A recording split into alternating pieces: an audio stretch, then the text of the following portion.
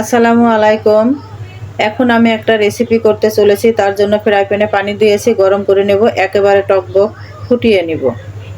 পানিটা বলক উঠে এসেছে। এই অবস্থায় আমি এখন পানি বলক উঠে এসেছে। এখন আমি পাস্তাগুলো দিয়ে দিচ্ছি। এখন আমি পাস্তার রেসিপিটাই করতে যাচ্ছি। তো আমি এই পাস্তাটা নিয়েছি। তো দেখো, আমি সামান্য একটু তেল দিয়ে দিব আর লবণ দিয়ে দিব সামান্য একটু। পাস্তাটা ঠিক নুডলসের মতনই রান্না করতে হয়। একটু তেল দিলে পাস্তাটা একটার গায়ের সাথে আর একটার গা লেগে যায় না। তো দেখো, এখন আমি ভালো করে সেদ্ধ করে নেব। তো সেদ্ধ হয়ে গেছে। এখন আমি ঠান্ডা পানি দিয়ে ধুয়ে নিব। ঠান্ডা পানি দিয়ে ধুয়ে নিলে পাস্তা খুব সুন্দর হয়, ছাড়া ছাড়া হয়, গায়ের সাথে গা লেগে যায় না, আঠালো ভাব হয় না। পাস্তাটা দেখো, আমি ঠান্ডা পানি দিয়ে কিন্তু ধুয়ে নিচ্ছি। এটা খুব ভালো করে ধুয়ে নিতে হবে। ঠান্ডা পানি দিয়ে ধুয়ে এই ছাঁকনিটার উপরেই ঝর্ণা দিতে হবে। পাস্তার গায়ের সঙ্গে যে আটা লেগে থাকে, সেই আটার জন্য, বাড়তি আটা লেগে থাকে, সেই আটার জন্য মূলত পাস্তা এবং নুডলস আঠা আঠা এবং জড়তা হয়ে আসে।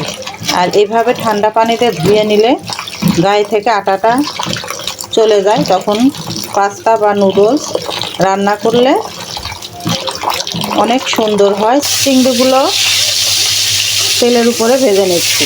তো চিংড়ির মতন মুরগির মাংসও ভালো করে ভেজে নেব। তো এখানে আমি শুধু লবণটাই সামান্য পরিমাণে দিয়ে দিলাম মুরগিটা ভাজার জন্য। তেলের মধ্যেই আলু কুচি করে কেটে নিয়েছি, কাঁচা পেঁয়াজ এবং কাঁচামরিচ ফালি করে দিয়েছি। তো এটা এখন আমি তেলের সঙ্গে ডিপ ফ্রাই করে নেব। এখন এইখানে যে মশলাটা আমি রেডি করেছি, এর মধ্যে আদা, রসুন এবং কাঁচামরিচ পেস্ট করে রেখেছিলাম, সেটা দিয়েছি। ধনিয়ার গুঁড়া দিয়েছি এবং সামান্য পরিমাণ মরিচের গুঁড়া, শুকনো মরিচের গুঁড়া, হলুদের গুঁড়া দিয়ে এবং স্বাদ অনুযায়ী লবণ দিয়ে এখন আমি এটার সঙ্গে কষিয়ে নিব। তো মশলাটা কষানোর জন্য কিন্তু বা এই আলুটা কষানোর জন্য আমি সামান্য পরিমাণ পানি দিয়ে নিলাম। পাস্তাটা তেলের উপরে একটু ভেজে নিতে হবে, তাহলে কাঁচা ভাবটা চলে যাবে। পাস্তা ভেজে নিয়েছি। এখন আমার মনে হয়েছে লবণ কম হয়েছে, তার জন্য আমি একটু লবণ দিয়েছি। একে একে আমি সব উপাদানগুলো দিয়ে দেব। তো মুরগি ভেজে রেখেছিলাম, সেটা দিয়ে দিলাম এবং চিংড়ি মাছটা ভেজে রেখেছিলাম, সেটাও দিয়ে দিলাম। এটা আমি ভালো করে কষিয়ে নেব। উপাদানগুলো আমার কষানো হয়ে গেছে। এখন আমি পাস্তাগুলো ঢেলে দিলাম। পাস্তাটা আমি এখন মাংস, চিংড়ি মাছ এবং আলুর সঙ্গে মিশিয়ে দিচ্ছি। খুব ভালো করে মেশাতে হবে।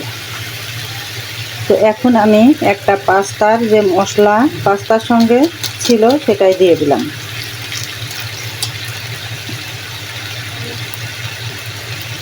এবং এক্সট্রা একটা ম্যাগি মশলা দিয়ে দিলাম। ম্যাগি মশলা যে কোনো খাবারে দিলেই খাবারের সুস্বাদুটা অনেক ভালো লাগে। তো সেই জন্য আমি চেষ্টা করি ম্যাগি মশলা দিয়ে খাবারের রেসিপিগুলো করতে। আর দিয়ে দিলাম একটু ভাজা জিরার পাউডার আর একটু গরম মশলার পাউডার দিয়ে দিলাম। যেহেতু এখানে মাংস আছে, তো সেই জন্য আমি গরম মশলার পাউডারটা ব্যবহার করলাম।